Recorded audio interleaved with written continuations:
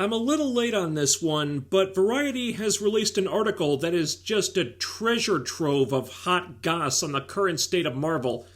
Good lord, the more we find out, the worse it gets. The weird thing is, though, it's not all new information. A bunch of this stuff we knew already, like the section about She-Hulk's inexplicably massive budget. We knew that last year, so maybe they were trying to pad this thing out somewhat, and that coupled with the timing of it makes this all a little suspect since it's coming out right after the South Park Panderverse episode that nuked Kathleen Kennedy from orbit. Could be someone's trying to redirect the conversation slightly, but nevertheless, if even half this stuff is true, Marvel's in even deeper trouble than we thought. I could make like 5 videos on this article, but I'm just gonna cover the most interesting bits here. Everyone at Marvel was reeling from a series of disappointments on screen, a legal scandal involving one of its biggest stars, and questions about the viability of the studio's ambitious strategy to extend the brand beyond movies into streaming. The most pressing issue to be discussed at the retreat was what to do about Jonathan Majors. So Majors has gotten into some trouble with domestic abuse charges. There's been some conflicting information about that. He's claiming the accusations are false. I think his lawyers produced some evidence that the girlfriend was lying or something, but then there were more accusations. I guess nothing's been proven as of now, so Majors isn't the MCU's Ezra Miller just yet, but damn, the situations are eerily similar, aren't they? The actor insists he is the victim, but the damage to his reputation and the chance he could lose the case has forced Marvel to reconsider its plans to center the next phase of its interlocking slate of sequels, spin-offs, and series around Major's villainous character, Kang the Conqueror. Well, they need to reconsider all that anyway, because the multiverse arc has just been a total mess. But I think they're making this more complicated than it needs to be. Just don't shoot anything new with the guy until you see how the trial turns out. If he's found innocent, then I think you're okay. If he's not, or if you run out of time, or you think the bad PR is just too much, then I think the fix is pretty simple. You've already established that not every variant in the multiverse looks the same. Like Reed Richards is John Krasinski in some other universe, but in 616 he might be Matt Smith or someone else. In 616, Captain Marvel is Carol Danvers. In a different universe, she's Maria Rambeau. In 616, Loki is a dude. In a different universe, he's a chick. In 616, Mahershala Ali is Blade. In a different universe, he's fucking Cottonmouth. So, cast a new actor, introduce him as a new variant of Kang, have all future variants be versions of that guy, and just say that the Jonathan Majors ones were, like, outliers. It might not be an elegant fix, but it's something. It's not like you've got any set rules for the multiverse, and if you do, you haven't been sticking to them anyway, so this doesn't have to be that hard. They discussed pivoting to another villain like Doctor Doom. Wow. Really hope they don't do that. Introducing Doom without doing the Fantastic Four first just seems so chaotic and weird. That's like doing Venom's origin without Spider-Man, and we all saw how that shit turned out, don't get me started. But to have such an important character like Doctor Doom be Plan B because the first choice didn't work out and just awkwardly inserting him into this multiverse story, is that really the best idea you've got? That's like some shit they'd pull in the comics, and not in a good way. And it wouldn't even solve the problem either. They seem like they're looking for a way to fix this multiverse plot. We're past that point now. They need to find a way to get out of it. The whole thing's a mess. It's not working. It's taken forever to go anywhere. The audience is already getting sick of it, and you're still committed to years more of this stuff. Plus, everybody and their brother is doing multiverse stories now. Some of them a lot better than you are, and it's just gonna burn people out on the idea that much quicker. It's all just wearing very thin. The next Avengers movie needs to be the end of this multiverse arc. I don't give a shit what the plan was. If you wanted to stretch it out until Secret Wars, that. You're not gonna make it to Secret Wars. Wrap up Kang, wrap up the multiverse, put it all in your rear view, introduce the mutants and the Fantastic Four, and just move on. Replicating that kind of phenomenon is never easy. However, the source of Marvel's current troubles can be traced back to 2020. That's when the COVID pandemic ushered in a mandate to help boost Disney's stock price with an endless torrent of interconnected Marvel content for the studio's fledgling streaming platform Disney+.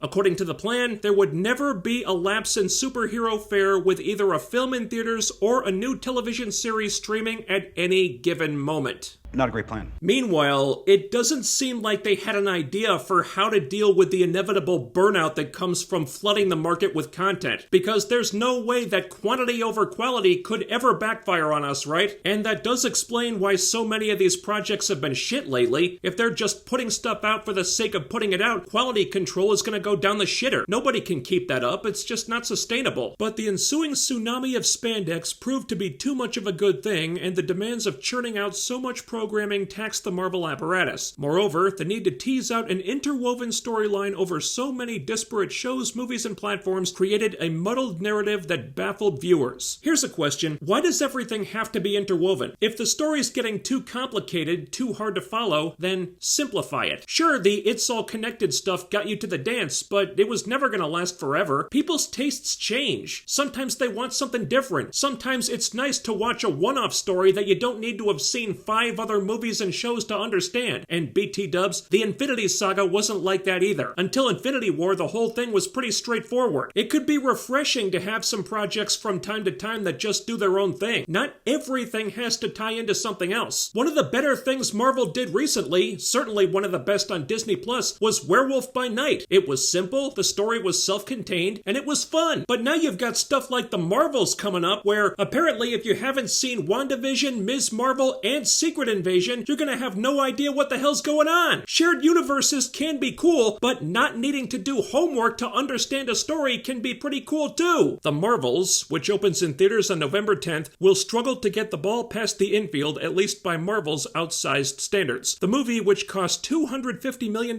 that's likely before the extensive reshoots, is tracking to open to $75 million to $80 million, far below the $185 million Doctor Strange in the Multiverse of Madness took in domestically in its debut weekend last year. Not sure why that's the benchmark now, but alright. I don't think it gets anywhere close to numbers like that. You're not being presented as required viewing to understand the biggest comic book movie ever this time around. Now it's just Captain Marvel and her diverse female, her hero BFFs. Plus, people don't trust the Marvel brand anymore. Brie Larson is Brie Larson. These other characters are either ones people don't know or don't care about. I think it might have a semi-decent opening. Maybe not decent for Marvel, but decent. But in week 2, this thing is gonna fall off a cliff. The trailers have been f***ing awful. The movie drops like next week, and the only buzz is for how horrible it is. Even the director's been looking for an escape hatch. But instead of seamlessly building on the success of Captain Marvel, this move resulted in 4 weeks of reshoots to bring coherence to a tangled storyline. Oh, I heard it was a lot more than 4 weeks, but whatever floats your boat. Then eyebrows were raised again when DaCosta began working on another film while the Marvels was still in post-production. The filmmaker moved to London earlier this year to begin prepping for her Tessa Thompson drama, Head Up. Probably not a good sign when the director flees the country to start her next gig without even finishing the movie first. Like the movie was so awful, she had to put an ocean between her and it.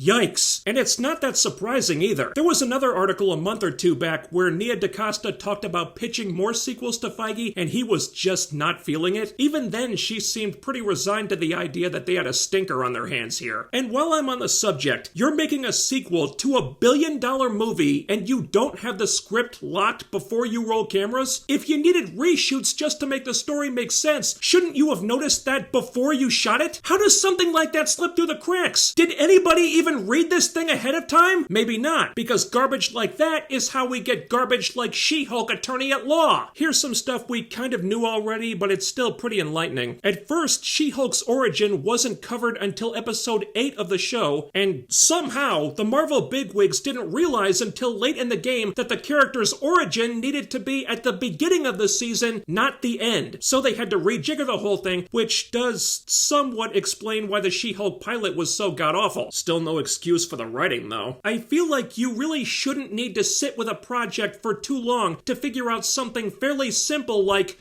story starts at the beginning. How did you not spot that the second they pitched it to you? Is anybody even driving the bus right now? Lack of oversight on script development. No shit, Sherlock. Frickin' Gotham Knights had more oversight than this. So basically, their mentality has been to just shoot whatever and then fix it in post, which is really depressing. One of the things they teach you in film school is that if fix it in post is your motto, you're doing something wrong. And that accounts for some of these problems, like the bad CGI, but the bad writing?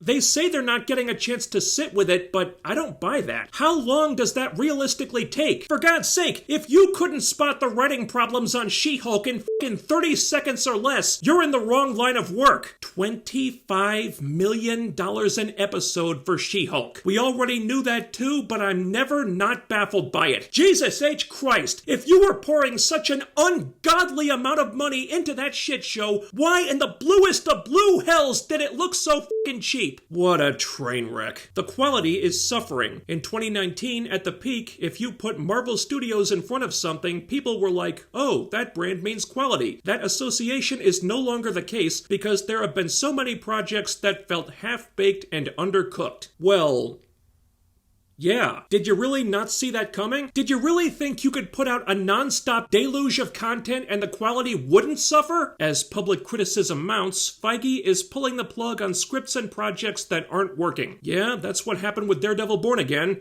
Only after they shot half the f***ing season. Case in point, the Blade reboot. Things looked promising for a 2023 release date. Yeah, I don't think they're gonna make that one. But the project has gone through at least 5 writers, 2 directors, and 1 shutdown 6 weeks before production. The story at one point morphed into a narrative led by women, possibly gay women, it doesn't specify. Put a chick in it, make her gay! And filled with life lessons. Blade was relegated to the 4th lead, a bizarre idea considering that the studio had 2-time Oscar winner Mahershala Ali on board. Bizarre? Oh hell yeah. Surprising?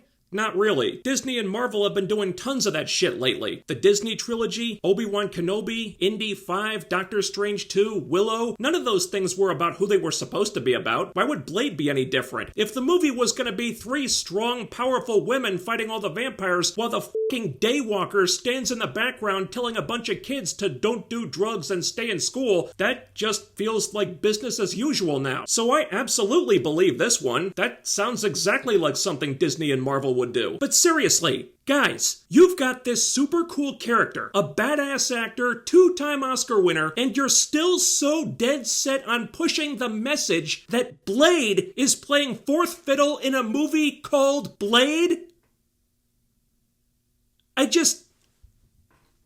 I don't understand how stuff like this is not getting shot down at the conceptual level. This isn't brain surgery. You hear a pitch, it sounds like hot garbage, you don't greenlight the pitch. How f***ing difficult is this? I mean, the article talks about how Marvel's problems are in pre-production, and I'm not saying they aren't, but this isn't even pre-production. This is the brainstorming, throwing stuff at the wall phase. The phase where you should be shooting this stuff down immediately because it's just a f***ing dumb idea. And there's another article on Bounding Into Comics about how the executive in charge of this project got fired when Feige found out what a shit show it was. What I don't understand is how did they get within weeks of starting production supposedly without Feige finding that out? It's the same thing with Born Again. They shoot 9 f***ing episodes before Feige realizes that the show sucks so bad they have to reboot the whole thing? How does that keep happening? Marvel Studios didn't used to have these problems. But I guess now they're putting out so much content that Feige can't oversee everything and the people he's allocating this workload to don't know what the hell they're doing. So they either need to cut back on the content or hire more people. Different people. Smarter people. And apparently, according to this, Mahershala Ali nearly left the project altogether because it was such a shit show. Honestly, if I'm him, I'm peacing out at this point. This is ridiculous. It's been delayed how many times? Gone through how many different writers? Look, Blade as a character should be pretty hard to screw up. He's a stone-cold, badass motherfucker who fights vampires and does cool action shit. If you just stick to that, you should be okay. But if you're gonna have Blade being PG-13'd into oblivion while he teaches kids about the importance of getting vaccinated, while 3 strong, powerful women do all the fighting and lecture him about the patriarchy, if Blade's only in the movie so he can pass the torch to his obnoxious pink-haired daughter who nobody gives a rat's ass about,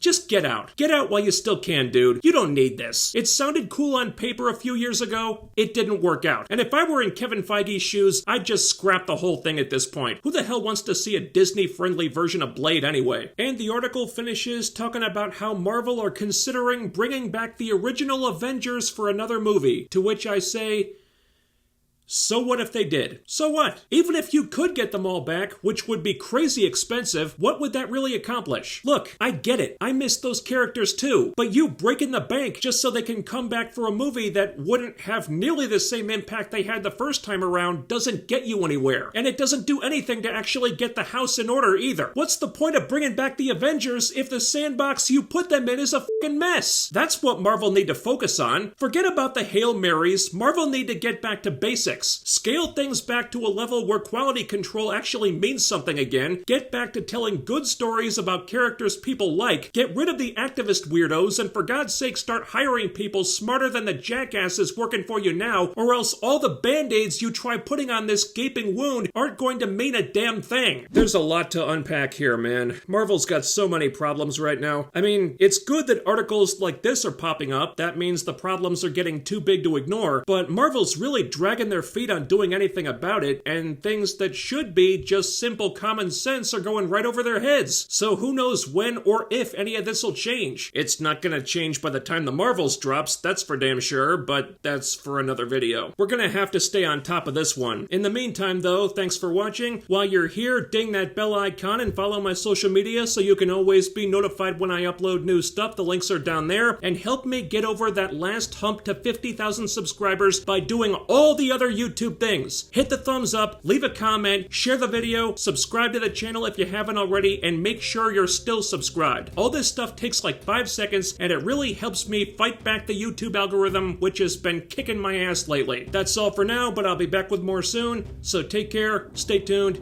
I'll see you next time.